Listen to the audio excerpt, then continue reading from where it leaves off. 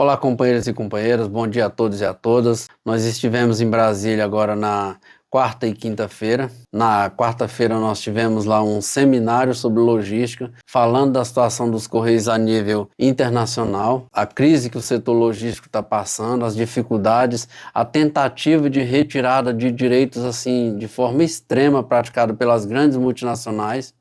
A depender delas, nós vamos realmente ter um sistema de semi-escravidão mesmo, que no final das contas só pensam no lucro e o lucro ao extremo, e não tem como lucrar ao extremo se não for sugando o trabalhador ao extremo, né? Então discutimos isso, falamos da situação do nosso próprio Correio, falamos das estatais de outros países, né, que estão aí, algumas delas inclusive falando da possibilidade de abandono dessa questão da entrega de cartas, como é o caso da Dinamarca, e a gente obviamente tem que estar atento a tudo isso, porque isso tudo vai nos afetar diretamente, né? No dia de ontem nós tivemos um CONSIM, que é o nosso Conselho de Sindicato. Vocês sabem que aqui em Goiás nós temos o nosso Conselho Deliberativo, que é formado pela direção do sindicato, mais os delegados.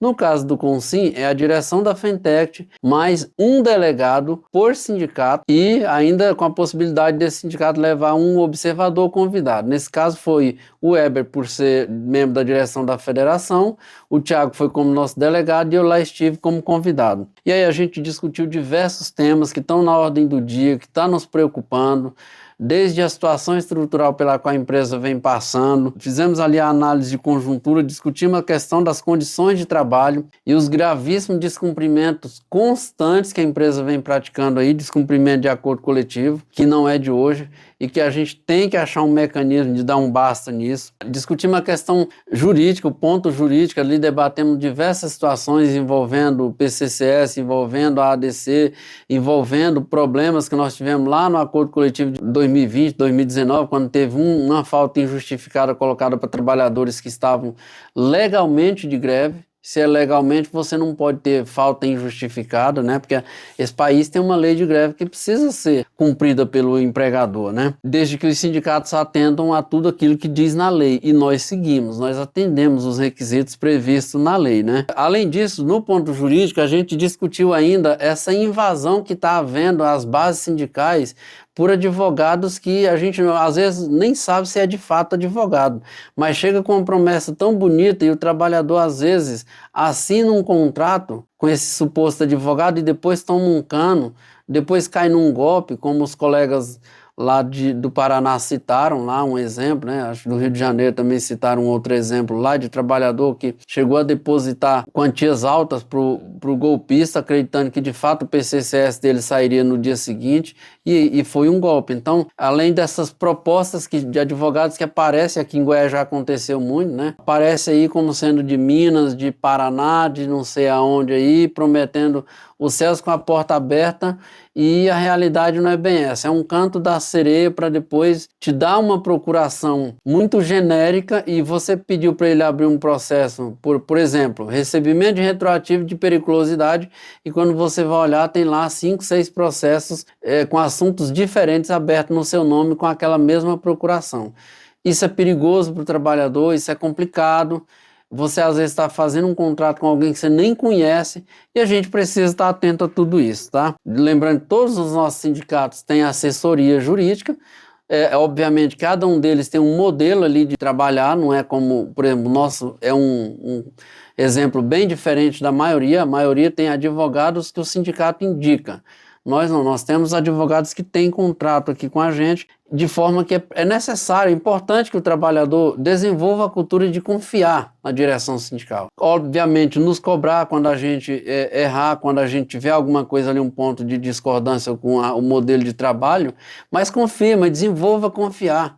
E tem gente, às vezes, que prefere confiar em alguém que ele nunca ouviu, que está mandando um e-mail, está entrando em contato com ele pelo e-mail ou pelo WhatsApp. Ele, ao invés de desconfiar e começar a se questionar como é que esse cara conseguiu o meu e-mail, como que ele conseguiu o meu WhatsApp, ele já vai ali, já confia, já abre um contrato com aquele cidadão, né?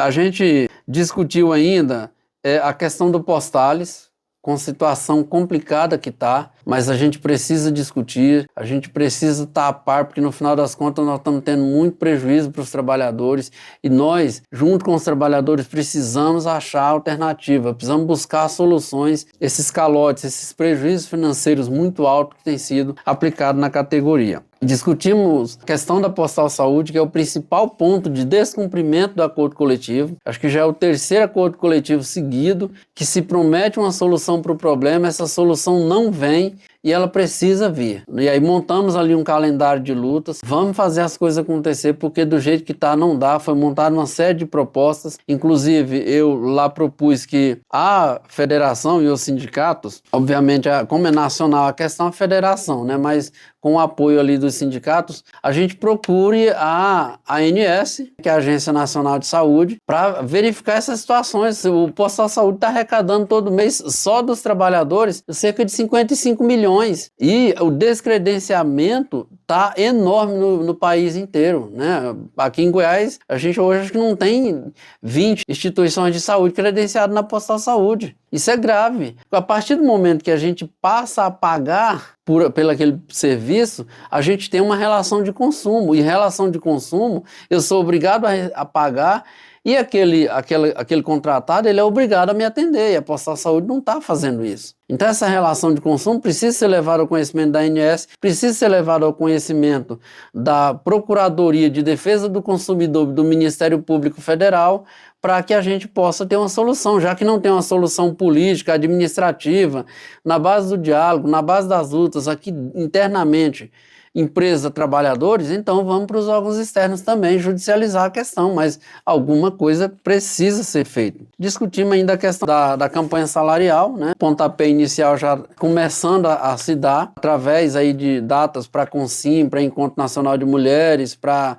Encontro de Saúde do Trabalhador, para que nesses encontros a gente comece a montar a nossa pauta para lá no Conrep. Foi aprovado lá a alteração de Contect para Conrep, para daí a gente ter mecanismos de organização da nossa luta, fazer acontecer. O cenário não é fácil, mas ele nunca foi. E nada nunca veio de graça para a gente, não porque o governo é bonzinho, porque esse governo gosta dos trabalhadores, é simpático com os trabalhadores. O próprio presidente Lula muitas vezes tem dito, vocês precisam ir para a rua, vocês precisam reclamar, vocês precisam pôr a boca no trombone. Então, vamos fazer a nossa parte.